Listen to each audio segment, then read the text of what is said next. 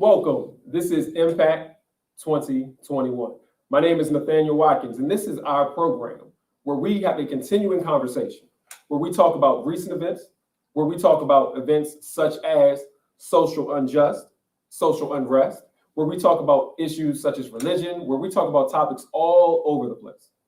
And this is our opportunity, and this is our time to have a ongoing conversation.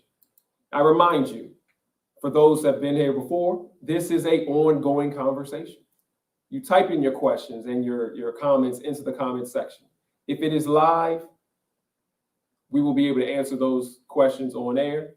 If this is after the fact, please continue to put those questions and comments in the comment section, and we will continue on the conversation. And so today is May the 18th, 2021, for those who don't know.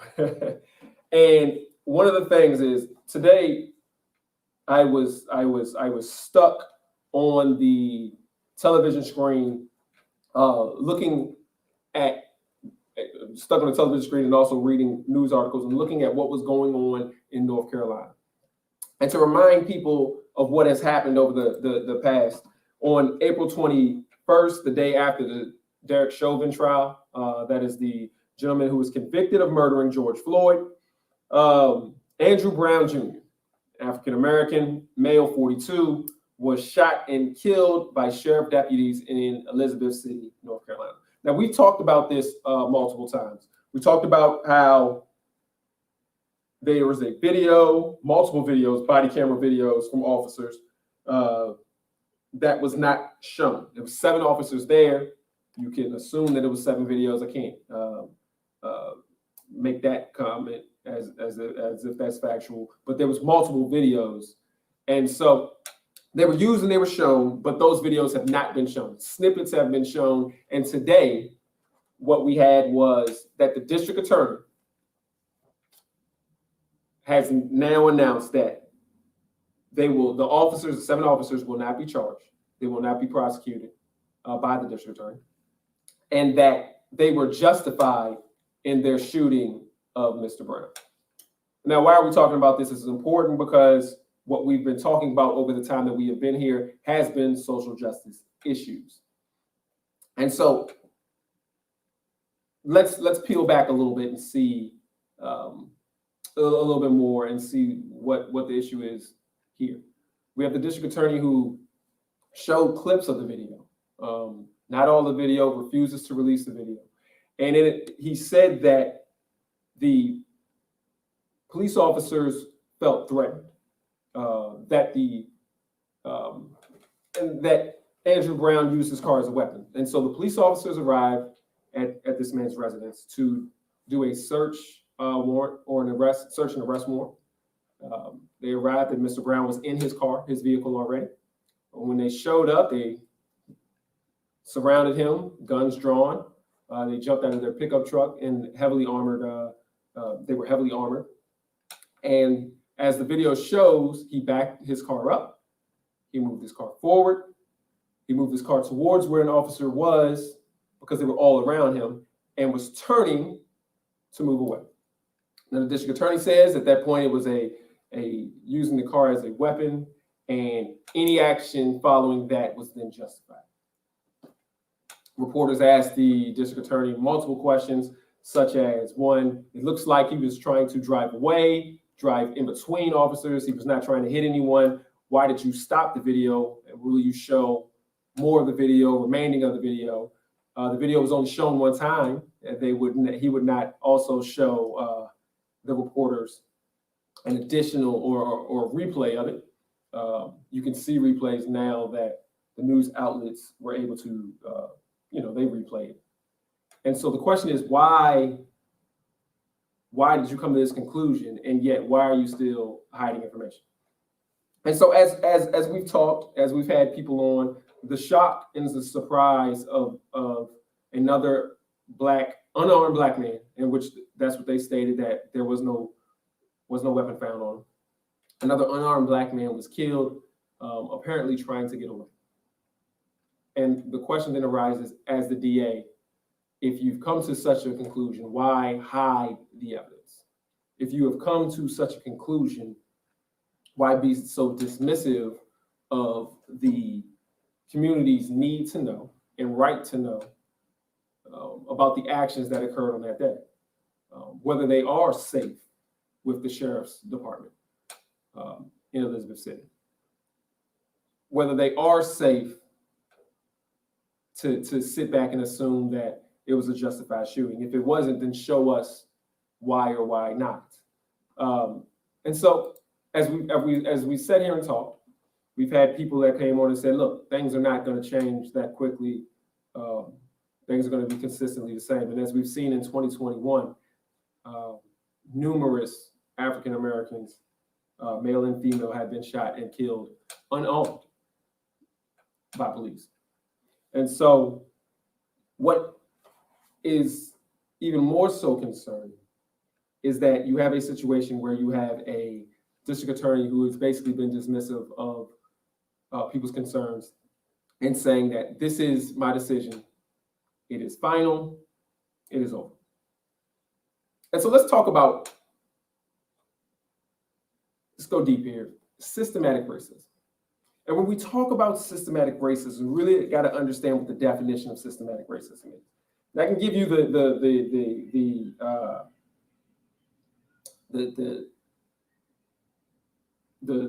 Webster type definition, but it really gets kind of confused. So I'm gonna break it down just a little bit. Is that when you're talking about systematic, you're talking about a series of steps which can cause racist results. So systematic is a series of steps within the system that causes racist results. And so, and that's a way. When you talk about systemic, you're talking about that the system is just inherently racist. Either one of those. Let's look at this situation here. System of steps. You have a situation where you have all white or majority white, they said one of the 7 officers was not white. So you have 6 white officers coming to the residence of one unarmed black man. Officers shoot and kill the unarmed black man. Racism is then asked whether that played a factor. You have a white district attorney who has the ultimate judge and jury decision on whether or not to prosecute. This person is elected in a state that has a history of racist and racially biased behavior. And so you have a state that has a history of racist behavior, having to elect an individual who is to preside over issues of race. And in all of those situations, the majority of people in North Carolina are white. The one who is the DA is white. The people who they are defending are white, the police officers. And at no point along that process do you have anyone of color or anyone of diverse thought to be able to intercede in the process. That is a number of steps that can lead to a racist result, which, if you ask me, I believe that that's where it is. Not just a racist result in the fact that you're defending police officers, because you're defending a police officer who is also not white, but it's a system of I'm white, elected by white officers, and a non-white officer against an unarmed black man. There is no possibility of any diversity in that whole system. That is systematic racism. Why? Because the system, the series of steps, based on the definition, the series of steps put together the racist result. And so when people sit back and they say, man, systematic racism isn't a thing, you don't know definitions, or maybe you just don't know what you're talking about, or maybe you don't understand. And it's okay not to understand it and have to really go through the results of it. But it's not okay to just say it doesn't exist. Now, why is this even more problematic? Because the only thing that you can do now at this step is to rely on other forms of government, the federal government, or looking at civil cases. But when it comes to the prosecution, that's pretty much over. He also decided, the DA decides whether or not it goes to a special prosecutor, and he declined to do that. So you're giving ultimate power into one hand. It's a one hand. And that's an elected official. And so you can sit back and be like, well, they elected that guy. That's on them. But is it? When you sit back and you look at the system, this series of steps. And so as we've talked here, then the question comes, and then the next steps are, what do we do as a group? What do we do to be able to push back against a system like this? Number one thing people say, of course, voting. Now, we all know what's going on with voting, where they're making voting more restrictive, and they're trying to pull back some of the rights of individuals, making it difficult for people who have a difference of thought. So the people in power are making it more difficult for anyone else to try to come into the system. That's number one. But then it's number two, what kind of disruption could be done in order to push the system? And is that going to be effective? At the end of the day, what the DA decides is what the DA decides. But what kind of pressure can you put on the system? Can you put on the political system? Can you put on the government? Can you put on the economy to make sure that results like this don't happen? Look, no one expected, it sounds bad, but it's North Carolina. No one really expected the DA to come back and be like, look, I'm going to prosecute these officers for killing an unarmed Black man. No one expected that. Well, I didn't expect that. But what you don't expect is somebody to be so arrogant to sit back and say, I'm not even going to show you the video, and I'm going to tell you what happened, and I'm going to show you clips of it, and I dare you to ask me to show you more, because the answer is going to be no. It's the brazenness of it. And so what is the next step? What is the next step of how we do this? We have a comment that came in. Do you think that there are whites who really don't understand that they are racist? Yes. Yes. And I can tell you from my personal communications is that there are people who believe that racism is as simple as, do I call people the N-word? If I don't call anybody the N-word, then I'm not racist. I can sit back and I can allow racist behavior to occur, but if I didn't call them the N-word, no big deal. I can sit back and I can watch people get passed over for promotions. I can sit back and I can watch people's voting rights get taken away because of their color. I can sit back and I can see situations of where I see redlining or you're not being able to move into certain neighborhoods. I can sit back and I can see the hiring rates being different, the acceptance rates in the schools and the universities being different. I can see the economic impact being different when it comes to loans. I can see all of these things. But as long as I don't call anybody the N-word, it's all good. And so is it that they don't believe that they're racist? Absolutely they don't believe, because their definition of racism is so small. It is, I can hurt you. I can watch other people hurt you. I can do whatever I want to do. As long as I don't use the N-word, I'm not racist. And that is so far away from the truth. And that is so far away from reality. We know this. And so what do we do about that? That is when we have to, people of color, people who understand, people who just understand what it means to treat someone the same way that you want to be treated yourself, is to communicate that to folks. I've had conversations and somebody will sit back and be like, well, I don't understand. I don't think, this is racist or that is racist. Then let me explain to you what the impact is. Let me tell you how this has impacted generations upon generations of people. Let me tell you how this makes me feel. And that's the communication and the constant communication that we have to push back and have.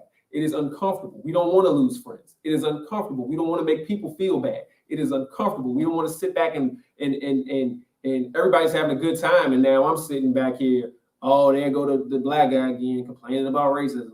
It's uncomfortable sometimes to sit back and be that person. It is your job. It is your duty. It is your responsibility, not only to yourself and to the other people around you, but to the future generations, to make sure that those people who sit back and think that the N-word makes them racist, nah, that ain't it. We have another comment. What is interesting is that the officers were declared justified in their actions, yet they're supposed to be retrained. That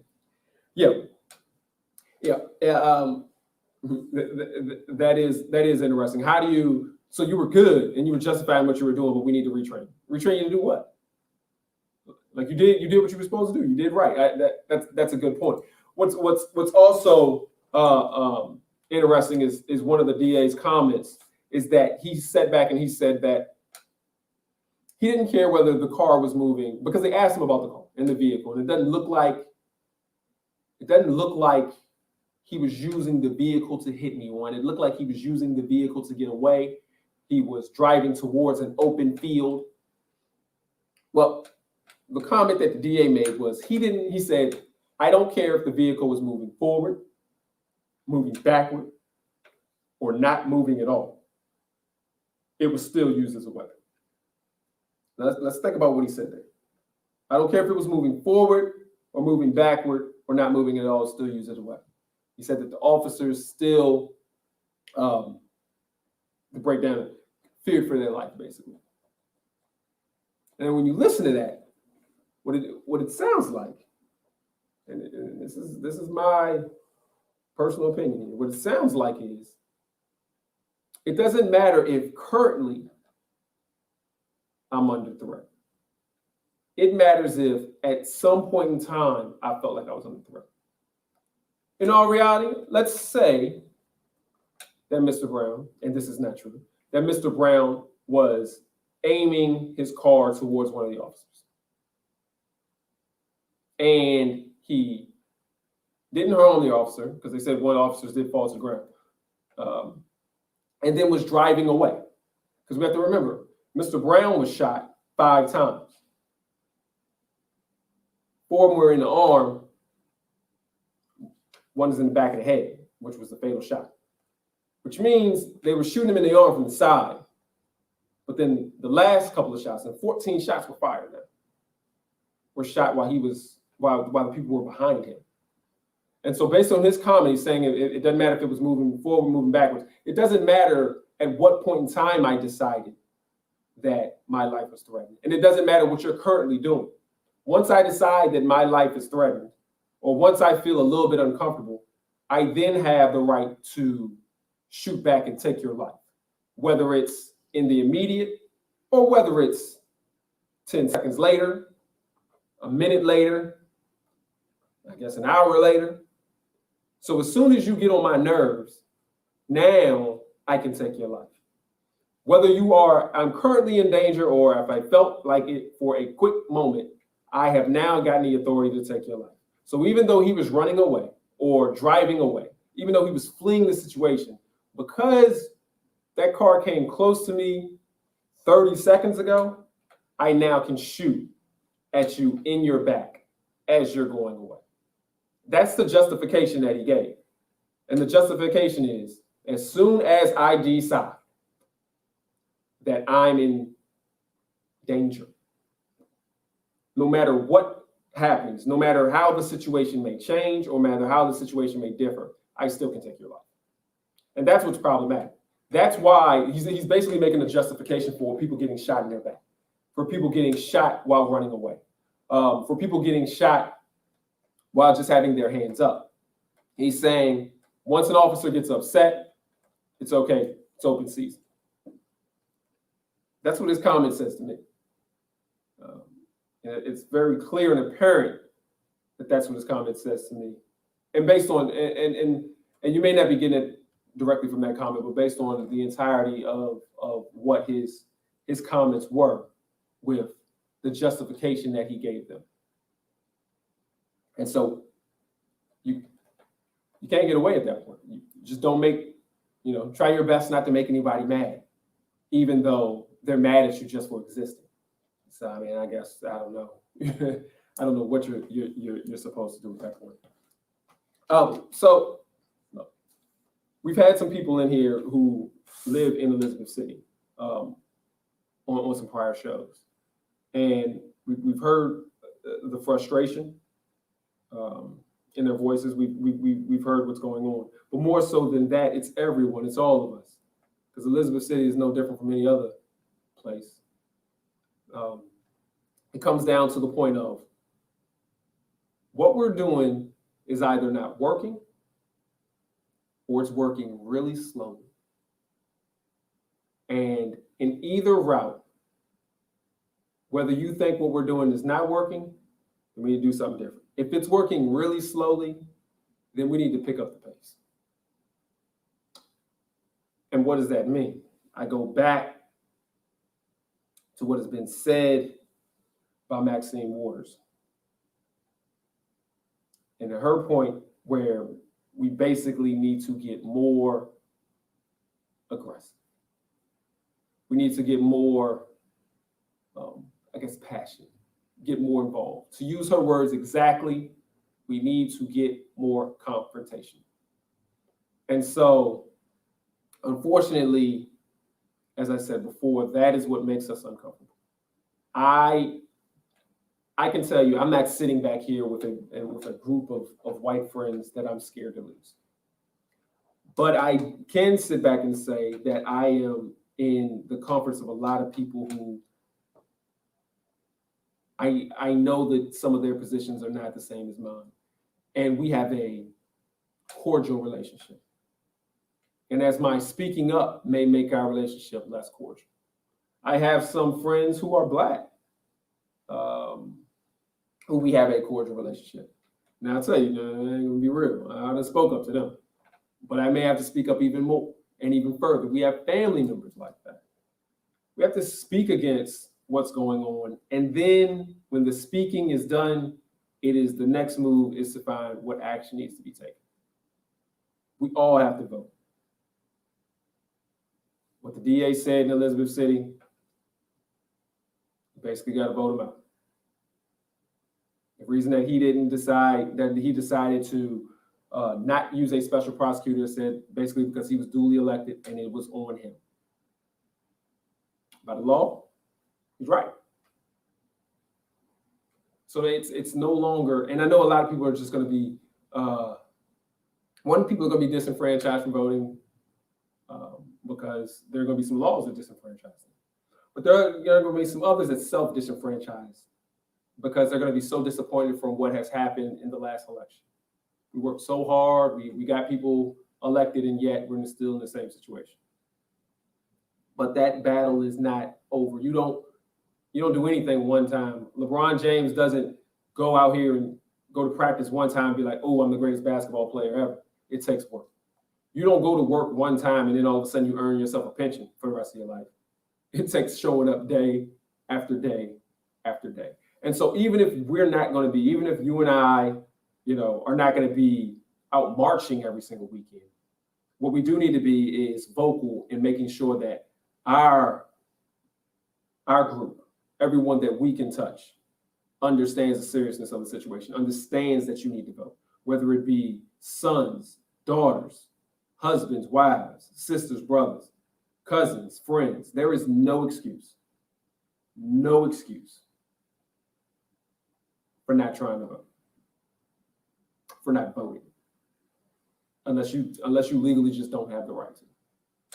We need to make sure we let people know there is no excuse to sit back and let racism slide. And we all do it. We've all done it at least once or twice, if not more, where you just let some stuff slide. We got to stop. I joke with my friends about becoming an old man. I'm like, man, when you become an old man, you can say whatever you want to say. You can do whatever you want to do. Because nobody cares at that point. Well, regardless of our age, we got to all be old men and women, not caring about what's going on. My grandmother, my mother's mother, is one lady who did not care what you thought about what she had to say, because what she was going to say is the truth. And we all need to be like that. We all need to be like our grandparents. I'm going to say the truth, and however it come out or however you want to deal with it. But the truth is what the truth is. And that is our responsibility and our role, that we have to push the truth, push through the lies, push through the hate, push through the uncomfortable situations, push this truth, push this truth, push the truth, push the truth. And so I know that this wasn't the same as some of the other programs that we've had where we're going back and forth and banner. But I think it's basically the call to arms of what we have to do, and the call to arms of understanding what I know that I have to do. And if I'm not speaking to anybody else, I'm speaking to myself. My understanding that I have to continuously, every time I talk to people, to make sure that I don't let those lies just slide by. Because every time I do, that means I'm enabling them. And every time somebody gets shot, unarmed person of color, unarmed person, period, who is getting shot by overly aggressive police or police who are trying to, show their dominance. We have to speak that truth. If I'm letting it slide, then I'm partially responsible for all these things that's going on. Another comment around, and truth will set us free. Yes, that's exactly what it's going to be. That's exactly. We don't. I mean, you can do whatever you want to do. You can sit back and say, all right, let's use some power. Let's go, break some stuff. Let's do whatever you want to do. Look, hey, at this point, whatever you want to do that you think is going to help the cause, that is not harming other individuals, you're not taking anybody's lives, then go do it. What I think is that we have to live in this truth. We have to live in this truth. We have to stop lying to ourselves, or stop just being so nice and so passive. And that I remember that, and that's extremely important when we're talking about our friends and our casual acquaintances, because that's who we really let it slide on. When we sitting there and your friend say something crazy and you're just like, I'm gonna just let that go. Don't let it go. Because that's one person who can add one vote. And that's one person who you don't know who's touching how many other people. And so we let it go unchecked. It's like a cancer that just keeps spreading. And that's why we have so many brothers and sisters, whether it be brothers and sisters of the same skin or brothers and sisters inside of the body of Christ, who are spreading out things that are untrue because we let them go unchecked. And we're trying to be nice. Let's go ahead and battle it out. Doesn't mean that our truth is going to be right, but let's go ahead and talk it out. Let's go ahead and talk it out. Let's not just let it slide, because we may find out that what we think is wrong, or we may find out what they think is wrong. But at least we had the battle to try to come to some kind of conclusion. But to let this stuff slide, it's gone on too long. Elizabeth City probably will go towards a civil suit. Right now, they're having protests as we speak. But at no moment do we let it slide. We have to, as we've done, as we continuously say people's names, as we continuously keep this in your face, we want you to get sick and tired of hearing about it. That's why we continuously do this program. We want you to get sick and tired of hearing us talk about the fact that we want to be treated as human beings. And so I appreciate the comments. Again, I know this was a little bit different of a show. Going forward, we're going to have some different topics. We're branching out a little bit. One of the topics that we're going to end up talking about is HBCUs, and some of the value that they bring to our community. We're going to talk about the N-word and whether or not that's a detriment. That conversation keeps getting batted around on whether or not that's a significant issue, or if it's an issue at all. And so we're going to talk about that coming up pretty soon. And so we're even going to go down critical race theory. We're going to jump into that a little bit more. So please continue to join us. Continue to give us great comments. Continue to give comments after the fact. My name is Nathaniel Watkins. I appreciate you joining us. Thank you. This is Impact 2021. Have a good one.